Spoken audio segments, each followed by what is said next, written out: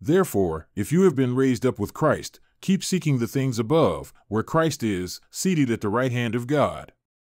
Set your mind on the things above, not on the things that are on earth. For you died, and your life has been hidden with Christ in God. When Christ, who is our life, is manifested, then you also will be manifested with him in glory.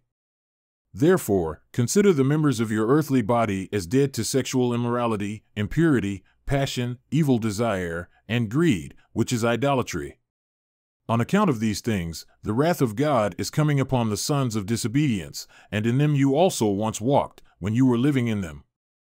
But now you also lay them all aside, wrath, anger, malice, slander, and abusive speech from your mouth. Do not lie to one another, since you put off the old man with its evil practices, and have put on the new man who is being renewed to a full knowledge according to the image of the one who created him, a renewal in which there is no distinction between Greek and Jew, circumcised and uncircumcised, barbarian, Scythian, slave, and freeman, but Christ is all and in all. So, as the elect of God, holy and beloved, put on a heart of compassion, kindness, humility, gentleness, and patience, bearing with one another, and graciously forgiving each other, whoever has a complaint against anyone, just as the Lord graciously forgave you, so also should you.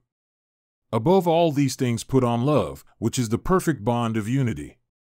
And let the peace of Christ rule in your hearts, to which indeed you were called in one body, and be thankful.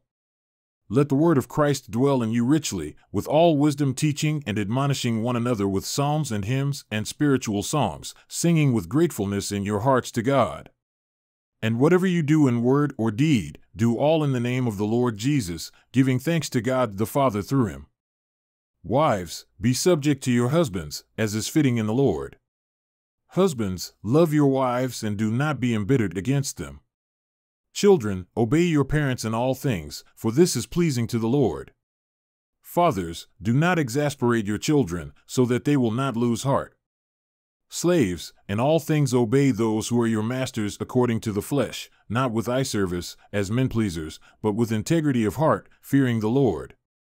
Whatever you do, do your work heartily, as for the Lord rather than for men, knowing that from the Lord you will receive the reward of the inheritance. Serve the Lord Christ. For he who does wrong will receive the consequences of the wrong which he has done, and that without partiality.